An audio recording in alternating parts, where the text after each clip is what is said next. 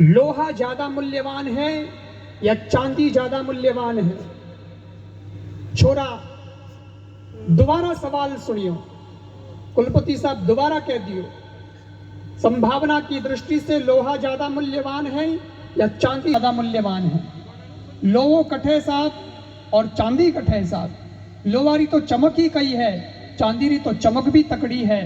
चांदी रा तो बहुत सुंदर गहना बने हैं और चांदी आखिर में चांदी ही है। इन वास्ते साहब लोहा चांदी में तो चांदीच धके निकले है और चांदी जो की है वह सबसे ज्यादा मूल्यवान है। कुलपति साहब सबरा उत्तर सुनिया, सब एक हाथ एक स्वर में छोरा कहो कि चांदी मूल्यवान, चांदी मूल्यवान, चांदी मूल्यवान।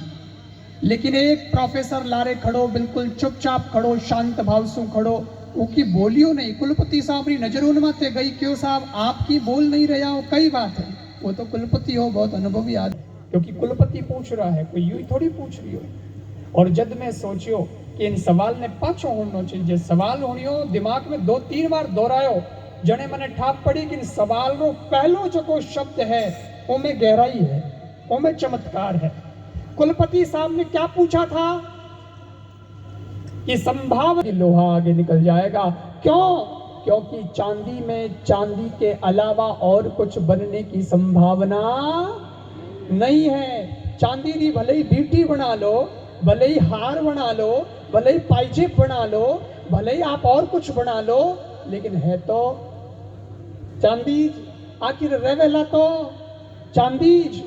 लेकिन लोहा आज भले ही लोहा है, चांदी से कम कीमती है, रूप स्वरूप में भी थोड़ा यूं ही है, लेकिन इस लोहे का स्पर्श अगर कल पारस से हो जाएगा तो सीधा सोना बन जाएगा।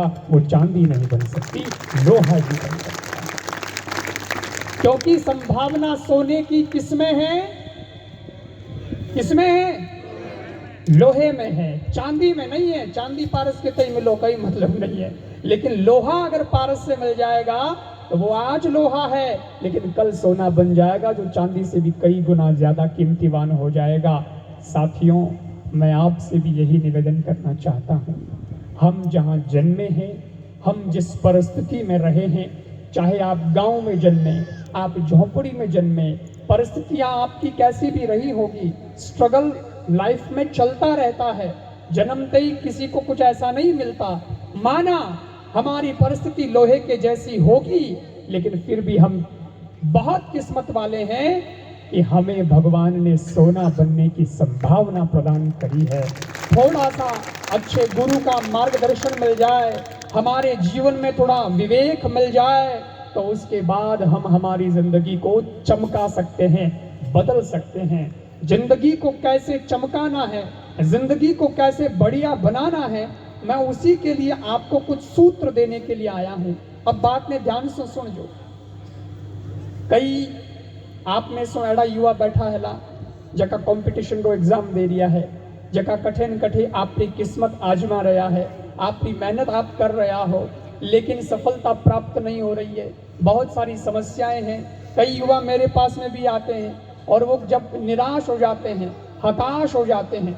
मैं कोई बहुत बड़ा व्यक्ति तो नहीं हूँ, लेकिन मैं इस बात के लिए अपने आप को बहुत गौरवान्वित महसूस करता हूँ। मैं स्वयं अपने आप को बहुत खुशनसीब महसूस करता हूँ कि मैं किसी के काम आ रहा हूँ, क्योंकि किसी के काम जो आए उसे इंसान कहते हैं, पराया दर्द जो अपनाए उसे इंसान कहते हैं। तो मारे कने आवे, निराश हो जावे, हताश हो जावे, अरे महाराज समस्या बहुत है, तकलीफा बहुत है, हमें तो मारो नंबर ही नहीं आ रही हो, 2 बार ट्राई कर ली, मारो नंबर तो नहीं आ रही हो, हमें तो मैं कई तो कहे मैं आत्महत्या रो सोच रही हो कि बस मर जाना ही ठीक है, दुनिया में मतलब ही नहीं है। मैंने कहा नहीं, ऐसे घबराते नहीं, जीवन है, लेकिन जीवन में याद रखिएगा, अगर जीवन में समस्या आई और आप चले गए तब तो जिंदगी में इतिहास नहीं बना पाओगे, लेकिन उसी समस्या को तुम जिंदगी की तपस्या बना लोगे तो इतिहास रच डालोगे। समस्या को तपस्या भी तो बनाया जा सकता है। जो संत तपस्या करता है वो क्या खुशी खुशी कर देता है? उसकी भी समस्या ही होती है, लेकिन उस समस्या को वो समस्या नहीं मानता, वो उसको तपस्या मानता है। मैं आप लोगों के बीच में आया, अभी दिन भर से बोल रहा हूँ और रोज बोलना है, मारो तो काम ही हुई है कि नहीं? अरे मारो तो कोई पार्टनर भी नहीं है, मनीष बोल रहा है कि नहीं? तो मैं आते आते थक गया हूं। अब शरीर है, शरीर तो अपना काम करेगा ही। सवेरे फिर मेरे को उठना है, जल्दी उठना है, अपना पूजा नित्य कर्म भी करना है, उसके बाद फिर कथा में जाना है, फिर अपना काम करना है। लेकिन मैं इसको समस्या मान करके कार्यक्रम को रद्द भी कर सकता था कि कौन जाइए भैया, क्यों फिर जाइए तो। लेकिन हमने इसी को तपस्या माना और तपस्या का फल अच्छा होता है। और जब मैं यहाँ आया और आप सबके दर्शन किए तो मेरी सारी थकान दूर हो गई। मुझे आपने एनर्जी दे दी। यहाँ आप मुझसे एनर्जी लेने बैठे हैं, लेकिन यहाँ आपने मुझे एनर्जी दे दी। आपके चेहरों को देख करके, आपकी जिज्ञासा को देख करके, आपके उत्साह को देख करके मुझे अच्छा लगा। समस्या को तपस्या में बदला जा सकता है। और मैं निवेदन करता हूँ युवाओं, कभी घबराना मत। ईसीजी कराइए किसी ने? ईसीजी अटे तो है एम्स वाला ही है कि नहीं? इस मित्र मंडल में कितने स्तंभ जो हैं वो एम्स में अपना काम करते हैं, ड्यूटी है उनकी। और उनके पास तो बहुत सारे लोग आते होंगे कि साहब मारे वो करानो, थोड़ी थे मदद करो, थे थोड़ा की जाओ, डॉक्टर साहब ने भी करी करो। ईसीजी होया करे साहब। और ईसीजी जब टाइम करावे नहीं, जने एक मशीन लागोड़ी हुए और डॉक्टर साहब चेक करे और बे जो को उन्हें ईसीजी में कहिए यूं लाइन आया करे, ऊंची नीची ऊंची नीची ऊंची नीची। वे लाइना अच्छी नहीं हुए, वे लाइना यूं बूंदी बूंदी हुए, कोई एक डिजाइन होनी नहीं हुए, कोई थोड़ी ऊंची होगी, कोई थोड़ी नीची होगी, कोई छोटी होगी, कोई मोटी होगी। उन्हें अगर आप देखो तो एडो लागे आ कोई डिजाइन है, वो कोई नक्शो है। हवल ढंगू तो बना भाई मशीन में नक्शो, एडो कोई ऊंचो नीचो नक्शो बनायो है। या पचे लाइन खींच तो पचे ऊंची नीचे कहीं करे हित खींचेगा फ्लैट। तो वो डॉक्टर कहवे मरीज ने कि भाई साहब लेना ऊंची नीची है जिसे थे सीधा हो, और जिन दिन आ लैंड सीधी होगी तो समझ लो कि थोड़े ऊंचो नीचो होगी, फिर आपके गड़बड़ है। ये लाइन तो टेढ़ी मेढ़ी चाहिए। इसका मतलब क्या है? दिल की धड़कने चालू है, श्वास चालू है, प्राण अभी अंदर है, तुम जिंदा हो और तुम्हारे जिंदा होने का प्रमाण ये ऊंची नीची लाइन है। ये सीधी हो गई तो समझ लो श्वास खत्म, जिंदगी खत्म। मैं आपसे निवेदन करना चाहता हूं युवाओं, जिंदगी जिस दिन एक जैसी हो गई फ्लैट, उस दिन समझ लेना कि हम मुर्दा हो गए। लेकिन सुख और दुख की ये ऊंची नीची लाइनें जब तक चलती रहेगी तब तक समझना कि हम जिंदा हैं। मुर्दे आदमी को कभी कोई समस्या नहीं होती, और समस्या होने का मतलब यह है कि हम जिंदा हैं। और जिंदा होने का प्रमाण ही सबसे बड़ी बात यह है कि समस्या, इस वास्ते कभी घबराई जो मत। अब एक और बात मैं आपने बताऊं, कई छोरा हमारे कने आवे, वह कहवे कि परंतु महाराज बात तो मोनी, पण आखिर में हिम्मत तो हार जावानी, अब करा कई। इतनी बार परीक्षा देती तो ही पास नहीं होया, कोई नंबर नहीं लाग्यो, तो हमें तो बिल्कुल हिम्मत है ही नहीं। एक छोरा आयो हमारे कने, एक लड़का आया मेरे पास, तो वो लड़को मारे कने आयो तो मैंने कहा कि महाराज आशीर्वाद चाहिए आप रो। मैं क्यों किन काम रे वास्ते, किन काम रे वास्ते आशीर्वाद चाहिए तने? तो कहे कि मैं आत्महत्या कर रही हूं, आप आशीर्वाद चाहिए। हमें आशीर्वाद लेने वाला तो कोई बिरला ही है। अरे मैं क्यों आत्महत्या कर रही हूं, मतलब तू मर रही हो और बड़े मारू आशीर्वाद लेने वास्ते आयो है? अच्छा कई आशीर्वाद चाहिए? मरने में तन कई आशीर्वाद चाहिए भाई? तो के मरू तुम्हारे हिसाब कि कर मरनो को मैं डिसाइड करूं, कूदन मरनो है, लटकन मरनो है, देर खान मरनो है, वो तो मैं डिसाइड कर ले हूं। लेकिन आप तो इतो आशीर्वाद दो कि मैं मर जाऊं तो हमारी आत्मा भटके नहीं, हमारी आत्मा भटके नहीं। और आशीर्वाद दे दो ताकि मैं पांचों जन्म ले सकूं। आत्मा भटक जाए जन तो मैं भटकती फिर तो फिरूं, हमारी आत्मा भटके नहीं, मने सीधो सीधो पांचों जन्म मिल जाए। इन वास्ते आप आशीर्वाद चाहिए। मैं क्यों चलो कोई बात नहीं, आशीर्वाद तो दे दे। मां आशीर्वाद पचरी बात है, पहला एक सवाल रो जवाब दे तो क्यों कही मैं क्यों तू मरनी क्यों चाहे? तो चौको बोलो जीवन दियो भगवान, शरीर भी ठीक दियो, हाथ पग भी आ जाता जाए, तू मरनी क्यों चाहे? अरे बोले 3 बार सीए का एग्जाम दिया महाराज, नंबर ही नहीं लागो इन वास्ते हमें विचार करियो कि इन बीजे तो मरणो ही चौको, जब नंबर ही नहीं लागे तो कम से कम मरण में तो नंबर तेवड़ ली। मैंने कहा बहुत अच्छा किया कि मरने से पहले तू मेरे पास में आ गया। आशीर्वाद तेरे को चाहिए, आशीर्वाद भी मैं तेरे को दे दूंगा, लेकिन एक बात बताऊं, सुन तो जा पजे तारे मरनो वे तो परो मर जाए, पर एक बात बताऊं वो तो कही मैं क्यों देख भाई, तू अगलो जन्म भी लेवेला मरने रे बाद में कोई बात नहीं, जन्म हो जा, लेकिन अबार तो तू सियरी दहलीज माते पूग्योड़ो है, पूरो सिलेबस थारे दिमाग में है, तैयारी भी थारी तकड़ी है, केवल नंबर ही नहीं आयो है और 3 बार हो गया है लेकिन अजे बूढ़ो को नहीं होयो है। अबार भी थारे कने चांस है और एक बार मारे कहना और तैयारी कर और बढ़िया एग्जाम दे, कईटा चौथी बार में नंबर लग जाए और तू सीए बन जाए। लेकिन सुन, अपार तो सीए बनने की फिर भी संभावना है और ज्यादा मेहनत नहीं करनी है, सिर्फ एग्जामिनेशन हॉल में जान पेनीज खाली करना है, कॉपीज भरनी है, बस इतनी मेहनत और करनी है, बाकी रिजल्ट माते देख तो जा। लेकिन अगर तू मर गयो, आत्महत्या कर ली, अगलो जन्म मिनकरो हो गयो तो सीए रिवाज दे पाजी एबीसीडी पढ़नी पड़ेगा, फेटू तैयारी करनी पड़ेगा 18 साल तक। हमें देख ले वो मौको बढ़िया है कि वो मौको बढ़िया है, वो क्यों रे महाराज, वो तो मैं ओछू ही को नहीं, मैं क्यों वही तो ओछोने वास्ते मैं बैठा, हाँ भगवान ही वास्ते मैंने भेजिया। हिम्मत कभी भी व्यक्ति को खत्म नहीं करनी है, निराश कभी होना नहीं है, हताश कभी होना नहीं है, क्योंकि जिंदगी है, प्रतिकूल परिस्थितियों के अंदर व्यक्ति कमजोर नहीं होता, बल्कि प्रतिकूल परिस्थितियों में व्यक्ति और मजबूत होता है।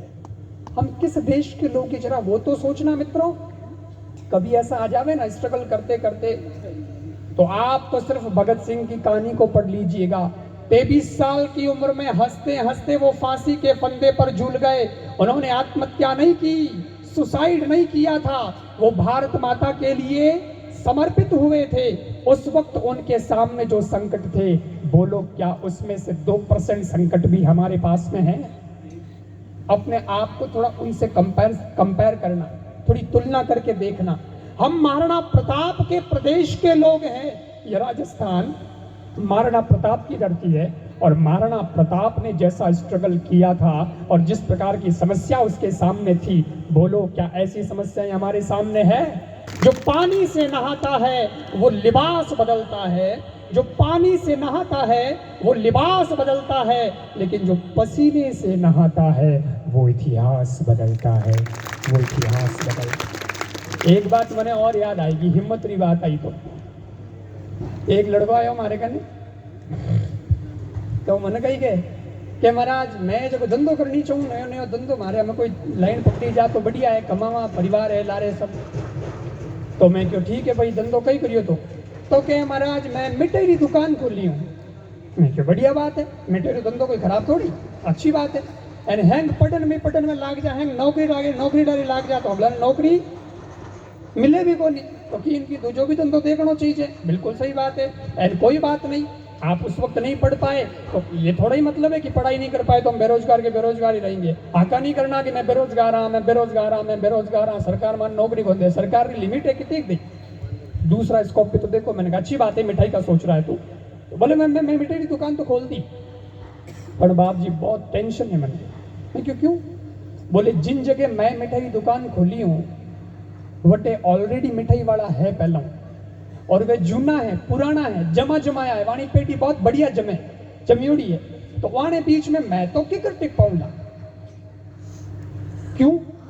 क्योंकि साहब मैं देखियो महाराज वटे जगह मिठाई वाला है नी, उन दुकान माते जो को स्लोगन लिखोड़ो है, उन स्लोगन से उन्हीं मिठाई पीछे बिके। मैं क्यों कहीं लिखोड़ो है?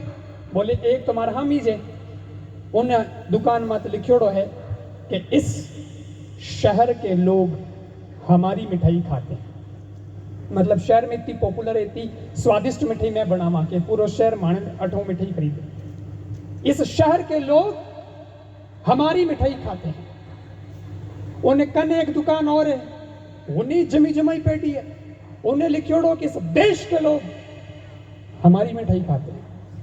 ओहो पहुंचोड़ी हस्ती है। और अन्य एक दुकान और है, लेन सर, वो वाणो ही बाप निकलियो, वो तो कहे कि पूरी दुनिया के लोग हमारी मिठाई खाते हैं, हमें मैं कटे जाऊं महाराज दुनिया बारे तो कटे जाऊं ए इंद्र वरुण अरुण सूरज ने ए तो आवे को नहीं घूमने नहीं तो आनी ऑफर करतो तो हमें मारे कने स्कोप तो है ही को नहीं, खत्म हो गयो। अब मैं कई लिकोर किकर दुकान चलूं, मारी पेटी किकर जमू, मारे तो कोई समझ में नहीं आ रही है, घाटो ही घाटो लागे है जने हमें आप करने आयो हूं, कोई आशीर्वाद दे दो नहीं तो मैं बंद करूं कर।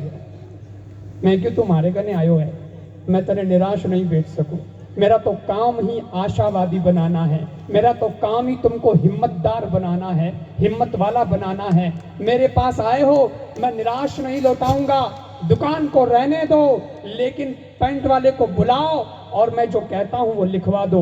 बोले क्या लिखवाना है? मैंने कहा कोई बात नहीं, चिंता नहीं करनी, हिम्मत नहीं हारनी, परिस्थितियां प्रतिकूल है, कंपटीशन घणो ही है तो ही हिम्मत नहीं हारनी।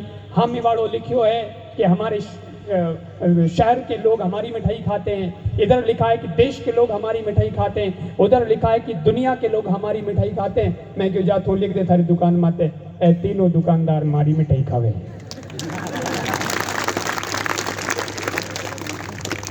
आदमी सोचे, आदमी अगर मेहनत करे तो उसको रास्ता जरूर मिलता है। इसलिए मित्रों हमें पहली बात समझ में क्या आई कि परिस्थितियां कितनी भी प्रतिकूल हों फिर भी हिम्मत नहीं हारनी है। आप सब लोग युवा हैं और युवा है, युवा का मतलब क्या होता है आपको पता है? आजकल तो अलग ही मतलब लोग जान रखे हो युवा रो। हाँ, आजकल युवा किन बैठा है कि मैं युवा, मैं युवा की करे तुम किन एंगल युवा है तो कि हमारी हेयर स्टाइल देखो मॉडर्न, आजकल कह रही हेयर स्टाइल चल रही है ठंडा, एक तरफ तो गाँव गड़ो, दूसरी तरफ हाईवे रोड निकली हुई। इसी को लोगों ने अपनी जवानी समझ रखी है, इसी में लोग कहते हैं कि हम युवा हैं। अशोक जी रह गए अड़ी स्टाइल, नरपत जी रह गए अड़ी स्टाइल, लेकिन फिर भी मंच पे बैठे हैं, फिर भी कई लोगों के आप प्यारे बने हुए हैं, प्रेमी बने हुए हैं। इसका मतलब ये हुआ हेयर स्टाइल से युवा पने का, जवानी का कोई लेना देना नहीं है। आप खाली बालों को देख करके मत सोचना कि ये जवान है, ये युवा है। युवा का अर्थ क्या होता है? मैं सिर्फ एक बात बताना चाहता हूं, ज्यादा माथापोड़ी करनी नहीं है। युवा का उल्टा कर दो,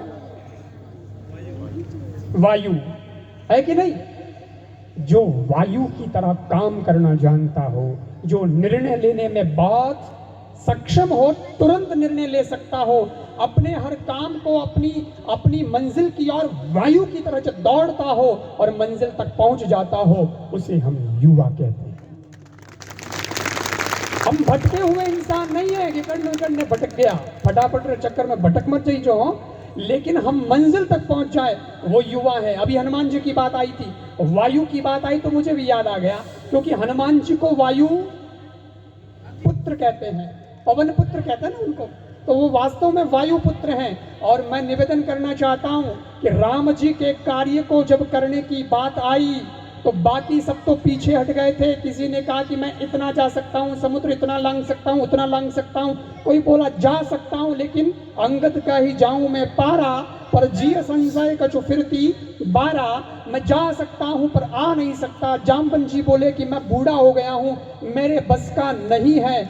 यहाँ सिर्फ एक ही व्यक्ति है जो राम जी का कार्य कर सकता है। सबने कहा कौन है, कौन है, कौन है, कौन है? हनुमान जी ने भी पूछा कौन है? जामवन जी बोले कौन क्या, आप ही तो हो, क्योंकि आप वायु पुत्र हो, आपके अंदर वो क्षमता है। जब आपने बचपन में सूर्य को निगल लिया था, भूख लगी थी तो इतनी क्षमता आप में है, पर सो गई थी आपकी शक्ति। इस शक्ति को जगाने का कार्य हम सबका है। और युवाओं, आप भी वायु पुत्र की तरह हो, आपकी सोई हुई शक्ति को जगाने का कार्य संतों का है।